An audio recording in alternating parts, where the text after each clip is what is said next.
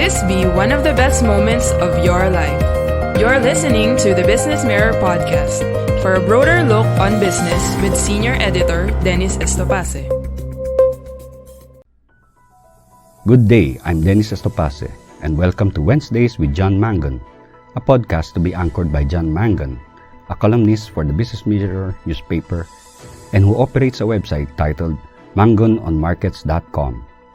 Mr. Mangun will share with us one of the many pieces he wrote for his column titled Outside the Box, which is published every Tuesday and Thursday in the op-ed section of the Business Mirror.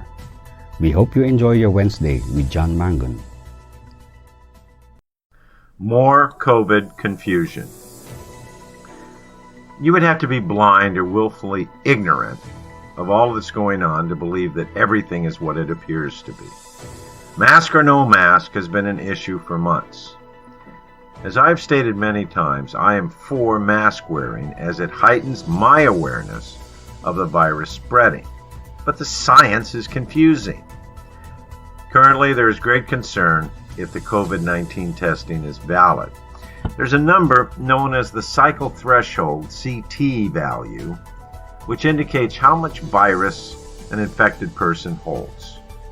It is sort of like running your dirty clothes through the washing machine 10 times. If you do that, then every washing soap is effective. This is from Science magazine. The CT value is the number of cycles necessary to spot the virus. If a positive signal isn't seen after 37 to 40 cycles, the test is negative. A test that registers a positive result after about 12 cycles starts out with more than 10 million times as much viral genetic material as a sample with a CT value of 35. A positive test with a CT value of 37 or higher, which is the level set by most labs, means the test is a false positive. Now read this, quote, "Early studies showed that patients in the first days of infection have CT values below 30, indicating a high level of virus. In a study published last week in Clinical Infectious Diseases, researchers examined 3,790 positive samples with known CT values to see whether they harbored viable virus, indicating the patients were likely infectious. They found that 70% of the samples with CT values of 25 or below could be cultured, compared with less than 3% of the cases with CT values above 35. It's fair to say that having a higher viral load is associated with being more infectious," unquote. Look, the problem is that virtually all test results do not state the CT value.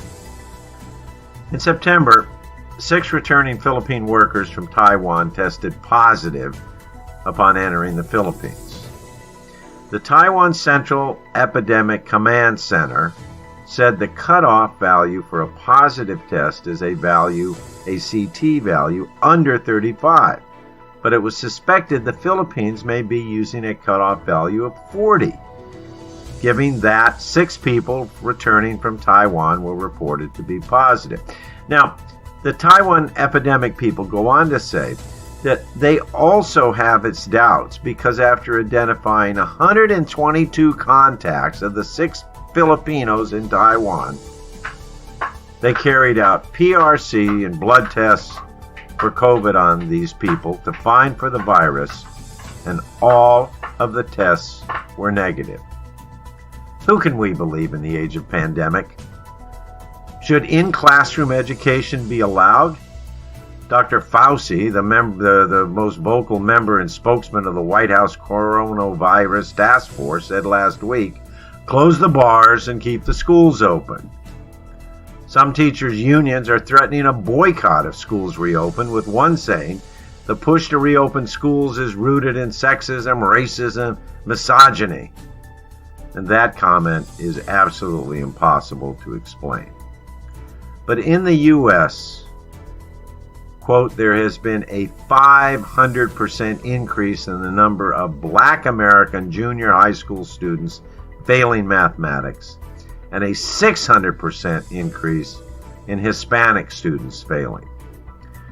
The percentage of black elementary school students failing English increased more than 350%, and the percentage of Hispanic students failing increased by more than 500%, and that is all because of studying on a computer from home.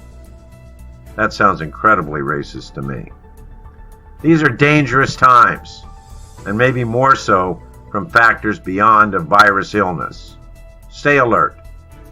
Be prepared.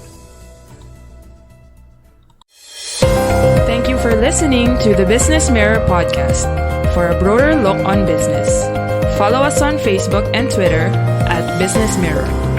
Until next time.